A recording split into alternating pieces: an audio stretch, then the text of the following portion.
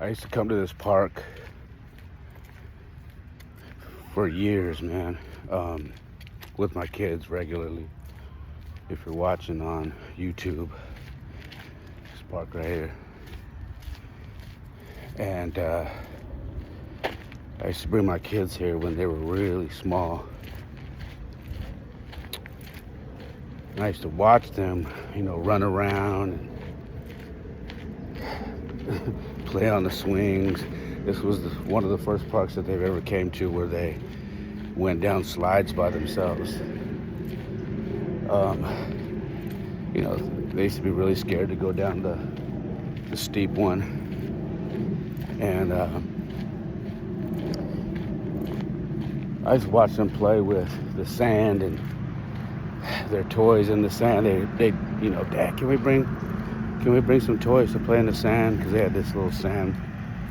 They built this little sand thing where if you pressed a button, water would run through it, and you could put like little action figures and little boats, whatever, and it would travel through this little maze that they built here. And in the swings, the seats, not the U-shaped swings, but the ones that have like the little basket. I remember putting both of my kids in there. They would be sitting in the basket, and I'd swing them really high, and then I'd walk in between them, trying to hide behind them as they come down and scare them, and they would laugh so hard. They would laugh so hard and be like, no, and be all scared. And then I would stop, and they'd be like, Dad, do it again. And we just have a blast. And then right here, again, if you're watching on YouTube, right here is the first time that they would actually hit wiffle balls. So I would bring them to this park and bring out this little plastic tee, and then they would hit wiffle balls right here.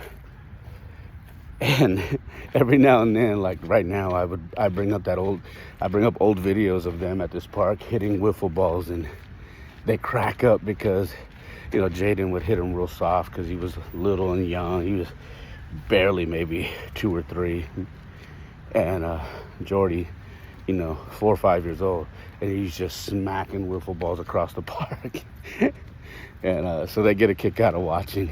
And I just, being at this park, I start reminiscing. They also have an umbrella thing that if you press the button, like mist comes out, like sprays down, which is pretty cool when it's hot. So they love that little thing. But walking through this park, it reminds me of all these things. And I remember sitting on the bench, multiple times. And this was when I was down and out. Now they never knew. They never knew I was down and out. They just figured Dad's taking them to the park to have fun. But what they didn't know is, man, I was dying inside.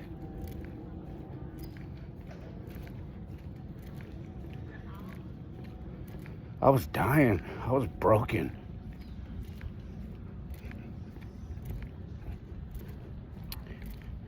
Even in the midst of running through the swings and scaring them, making them laugh, or catching them when they come down the slide, or holding them so they can do the monkey bars and, swing across.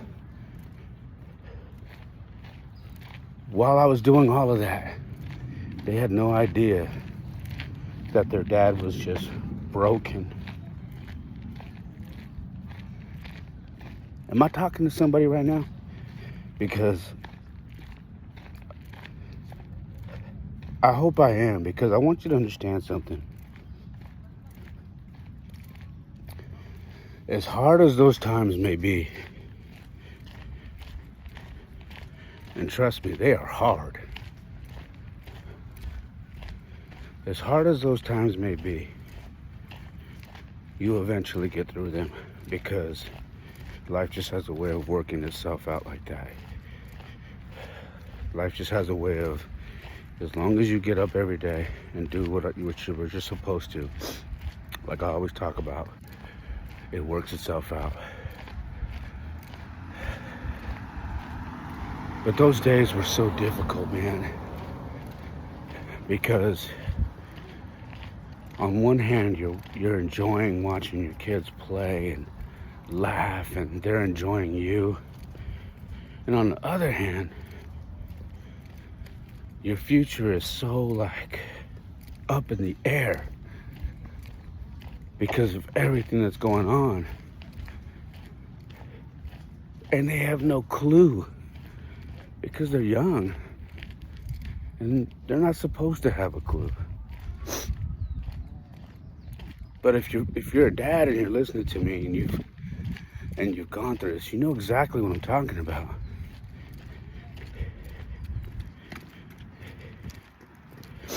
And where I am now is, I just got back from a trip to Reno for Jaden's baseball tournament. And we went as a family. Yeah, we're not married anymore, but we're still family. We're always going to be family. We have kids together. But go to Reno as a family. And my mother-in-law's there. And, I'm sharing a hotel room with both my kids, my ex-wife, and my mother-in-law. Why? Because it's a smart thing to do. The stubborn me would have been like, I'm going to break my bank account and get my own room and F that. And you know what? That was the dumb, ignorant, young, stubborn me. But the grown me, and if you're listening to this and you're a man going through this right now, please hear me out. The smart me, the mature me, the one that understands that sometimes shit happens and sometimes things don't work out. Once you're mature enough to understand and get through the pain and the anger and the just being vindictive part of your whole situation, once you get past that, then you get on to, all right, man, this is what it is. How do I navigate this? How do I make this a better situation? Not just for myself, but for my children. How do I make it better? That requires you to drop your pride. That requires you to do some inward checking and realizing that, yes, your feelings matter, but you got to get your feelings in check. Got to get on your shit. Got to take care of your kids.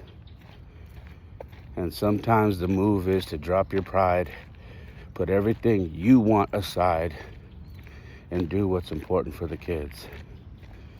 And what's important is that your kids have the least amount of trauma in their childhood as possible. Let me say that again. The most important thing is that your kids have the least amount of trauma in their childhood as possible, and that they know you and your ex-wife love them with all of your heart. And regardless of what happened between you two, you guys are going to be mature adults, and you are going to find a way to get on the same page for those children. And you're going to love them like there is no tomorrow. That trip to Reno showed me that life comes full circle, man. It doesn't come at the same speed for everybody. Sometimes it takes longer for others. Mine took probably a good 4 or 5 years. For some people, it's within the same year. For some people, it's a year or two. For some people, it's 20 years. And for some people, it never happens. But I can tell you this. I am in a much better place than I was. My relationship with my ex-wife is in a better place than it ever was. You know, in fact, there's a kid that's on our team. He's only played for a couple of tournaments now, so I just met his dad recently, and we're having a conversation. He comes and sits by me at one of the games, and we're having a deep conversation. He's asking me about my coaching, and we're just having a great conversation. And I'm talking about a move I'm about to make that's going to help my kids get in a better situation, both academically and athletically. And he says, "Man, that's amazing. You and your wife have some great kids, and I think what you guys are doing with your kids is amazing." And I stopped him. I said, "Oh, we're not married no more, man." I said, "That's my ex-wife. But we've known each other since I was like 12. So we've had a longer friendship than we had a marriage." And he goes, "Wow, are you serious?" And I said, "Yeah." I said, "But I get it. You're not the only one that thinks we're still married, but we're not." I said, "We just, we get along, man. We've known each other too long to be the bitter couple who hates each other because our marriage didn't work out."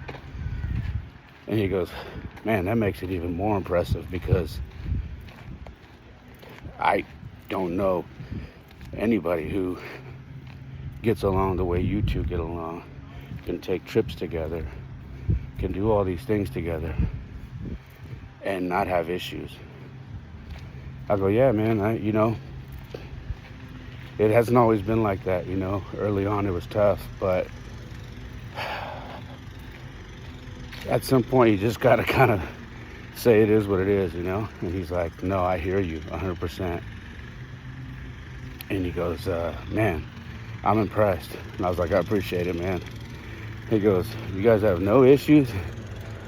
I go, "Oh, I mean, we've obviously had issues. That's why we're not married anymore." But here's the thing. Just because you're not married anymore doesn't mean you can't be friends.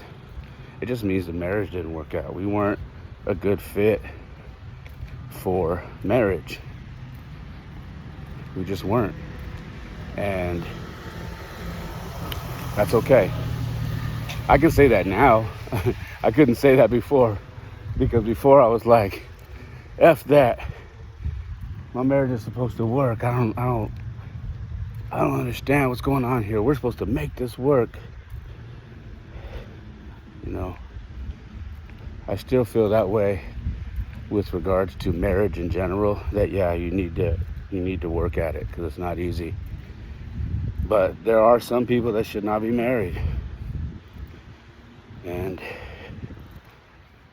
that was us. Unfortunately, but that's the way it works out. Anyways, I'm sharing this with you guys because I want to continue to encourage you guys that are going through divorce, that are wondering what your next move is in life. These right here, these are the swings. If you're watching on YouTube, these are the swings I used to put my kids on. And I used to swing them up and down, and I used to scare the living shit out of them. But I want you to understand something. If you're a man going through a divorce right now, and you have your kids, and you're thinking, "Man, my kids are gonna think I'm a failure. Why couldn't I make it work with their mom?" You know, I hate her. I'll never forgive her. Let me stop walking. I fucking hear you. I know. I said all those things. I fucking hate her. I'll never talk to her again. If it ain't about my kids, she better leave me the fuck alone. I'm telling you. I did the whole, I'm gonna screenshot every little text conversation we have and save them in case we ever have to go back to court. I was doing all of that. And you know what? It made everything more difficult. For who? For me. And when you make things difficult on yourself, when you're going through a divorce, it will trickle down into your relationship with your kids, because the time that you have with them is not quality time. It turns out to be time that's just being wasted because you're in your feelings. You're not in the moment. Let me say that again. You're in your feelings and you're not in the moment. And your kids need you in the moment. I just talked to you about this park, about the memories I have here. You know why I can talk to you about that? Because I was in the moment when I was here. Yes, there were days that I sat on those park benches and I cried while my kids were playing, but I was still in the moment. I was just sitting there heartbroken because I knew my marriage was over, because I knew that my life was changing forever. But I was still in the moment. I was still watching my kids, and even though I was crying, I was smiling because I was enjoying watching them be kids.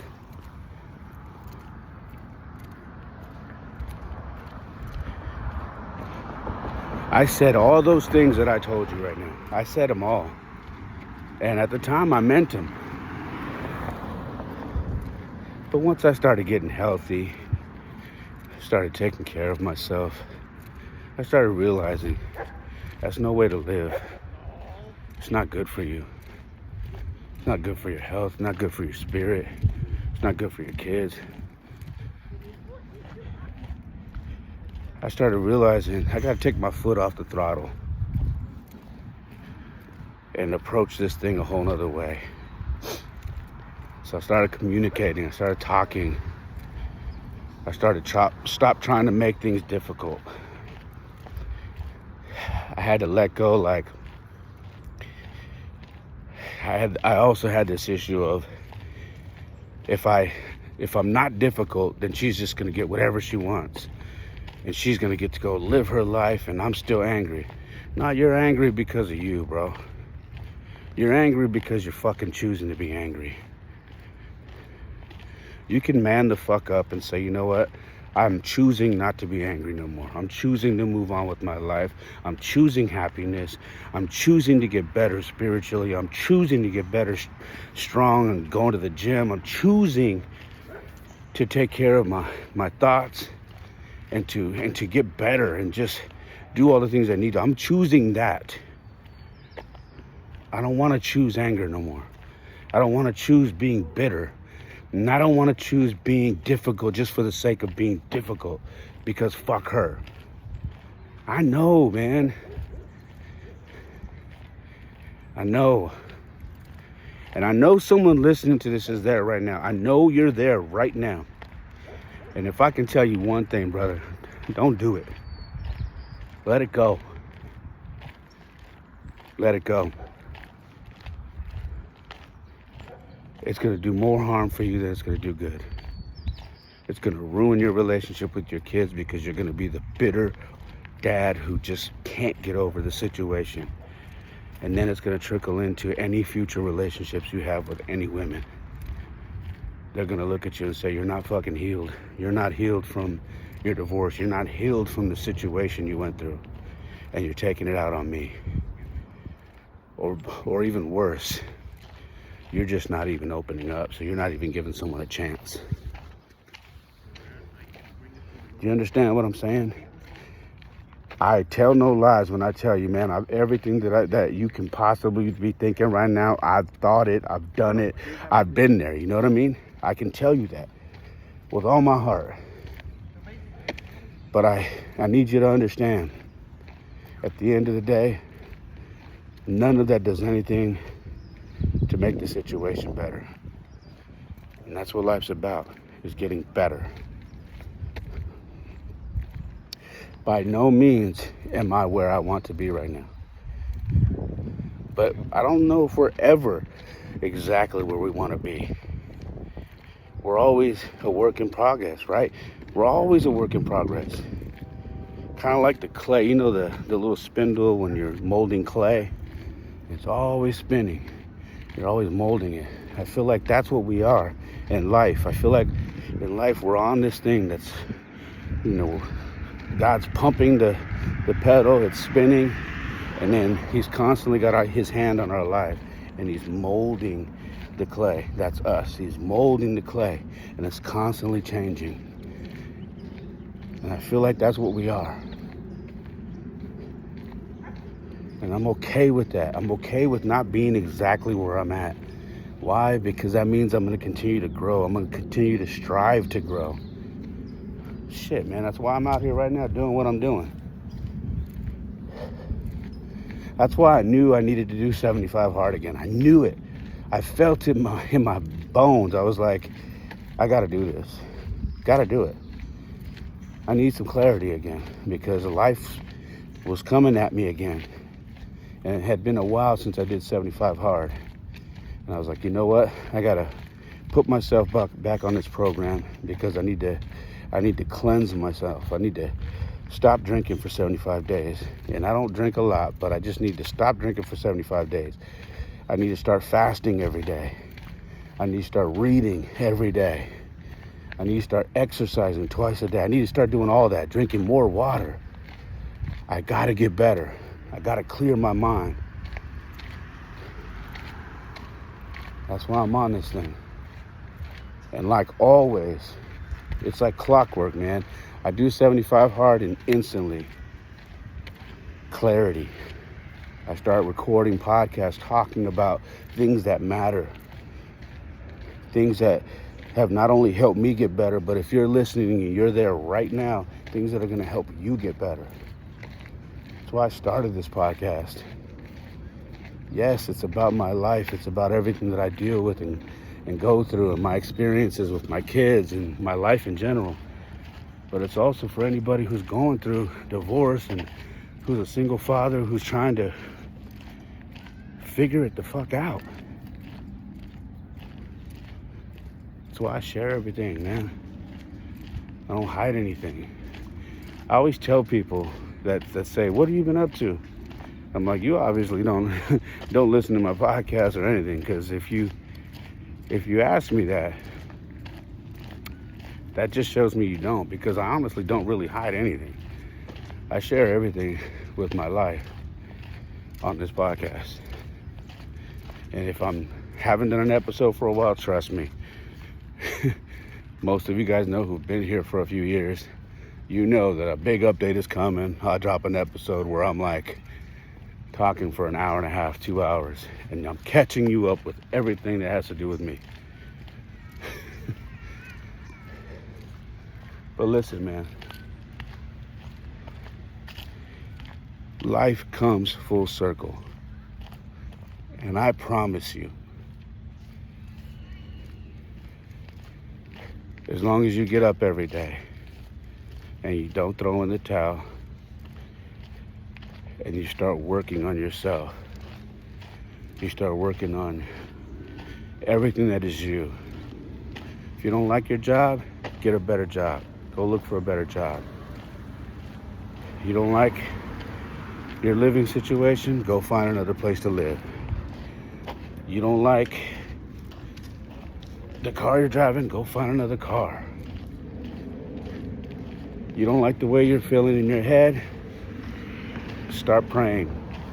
Start exercising. You don't like the way you look when you look in the mirror, start exercising.